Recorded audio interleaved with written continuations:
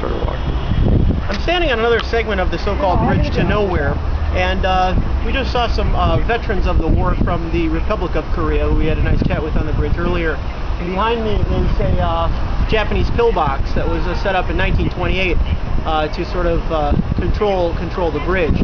And of course it's the Chinese today, the Chinese People's Republic, that has established firm control over this area, entrance to and out of.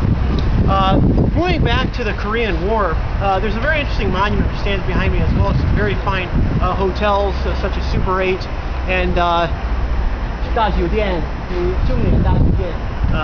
giant hotels, which of course make Sinuiju across the river look like a tiny farm town by comparison. Back to the Korean War, behind me stands a giant monument to Marshal Peng De-hwai, who led the Chinese People's Volunteers, or 中国人民志愿军, into battle in Korea. And of course they did not cross over this particular bridge, smashed as it was on November 8th, 1950, but instead marched across the frozen ice of the river in that year of 1950.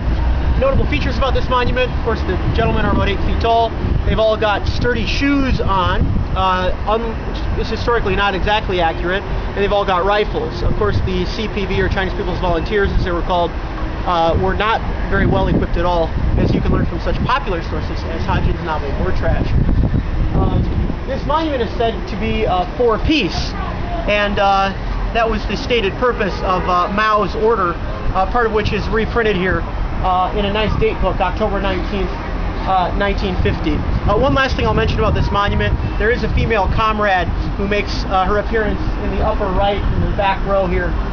There were quite a few women who did go with the CPV into Korea, and of course those women are eulogized in film and in literature and in all kinds of sources. So the culture of commemoration in Dandong is actually very strong in terms of monuments. Whether or not individuals on the street could tell you the various details of the CPV, I think you'd find that by and large people of the older generation and in middle age are quite curious and know quite a bit about Dandong during the Korean War.